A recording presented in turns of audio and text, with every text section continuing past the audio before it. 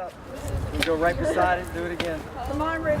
So today we put up a cottonwood tree, and it's very symbolic in our Native American hoop and systematic ways of our traditions and lifestyles that we live.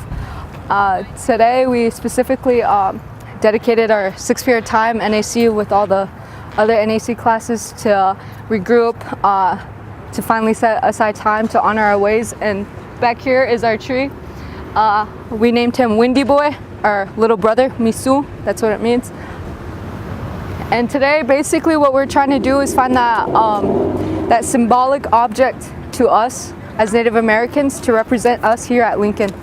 It's a long process. I started teaching 16 years ago in this field, in Native American culture and history, and watching what I've seen over the last 16 years and realizing that our Native students need a place. They need a home in our schools. And when the parade happened this year and they were going to have the parade, I thought, wow, we need to put a float in the parade. And I went in and talked to Mr. Grimm, and he said yes. And then I turned it over to these students and I said, what do you want to do? And they created the idea of starting from the beginning, the origin of the people, and taking it to contemporary, to where we are today. I think one of the things that hits me the hardest is to know that our country is built on the freedom of speech and the freedom of religion and all those wonderful things. And yet in 1883, the Code or Court of Indian Offenses was put into place, and any Native Americans that practiced their religious faith or the religious spiritual beliefs, they were either starved or rations withheld or put in insane asylums or actually killed. And it wasn't until 1978 that American Religious Freedom Act came into play, and then in 1994 it finally got support by an act of Congress. And so today, to have this tree here and have our Native kids out here and say, you know, this is our time.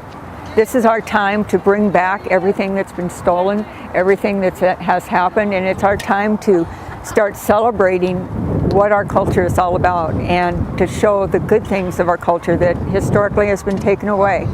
They're not here to fault or blame anybody. They're here to make a change, and our kids are doing that. And Mr. Grimm is extremely supportive, and Mr. Luchins and our staff are extremely supportive of our kids. We're seeing all kinds of great things happen here.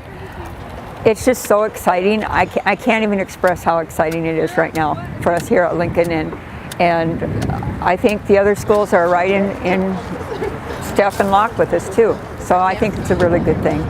Talking about the parade, we decided to come up with a theme, and we started with traditions and lifestyle with the Lakotas, the Dakotas and Nakotas. So we wanted to make the creation story, and one of the gifts that the White Buffalo Calf woman gave us was the chanupa, the pipe. But also along with this is very sacred to us, within the center of Wiwang Wachipi, which is Sundance. So this represents the sacrifices of 4 days and 4 nights, where dancers who commit themselves to dedicate themselves to pray. So this is a symbolic usage of prayer. For many of years, Natives haven't been represented in the right way, you know, having war bonnets on and representing chiefs, you know, as, you know, men who in their war bonnets, we didn't take into consideration that they were there to protect their families, that they were there praying for their oyate to stay strong, to be fed, to be warm. So we wanted it right in the middle because, you know, the center for us is to recognize that we are all related. And I believe that this spot was really, really perfect and vital for us, because if people come by and see this, they're going to be like, what is that? And then all of a sudden we won't have to be invisible anymore, and we are known.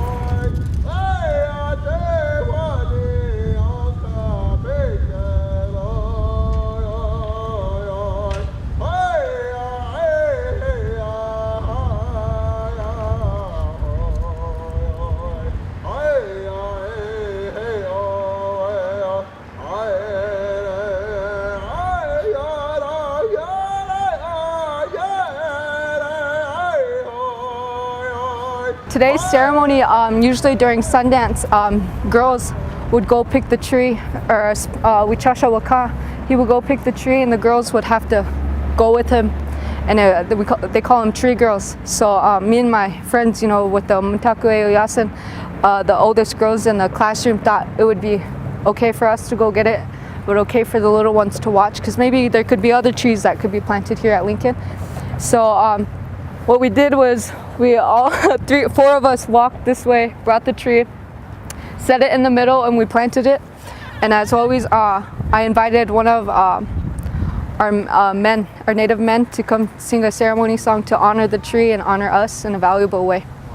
You know, to the elders, you know, it's a hard time for the youth, and I just want to say, I know you guys went through things with the traumatizing events of our ancestors and your grandparents, even your parents. I just want to say to the Unchis and Lalas out there, Wopila for continuing to carry these ways down, but also for allowing us to continue these ways, because it is hard living in this urbanized setting, but we are home, and this is home to us too. This is where it starts, education.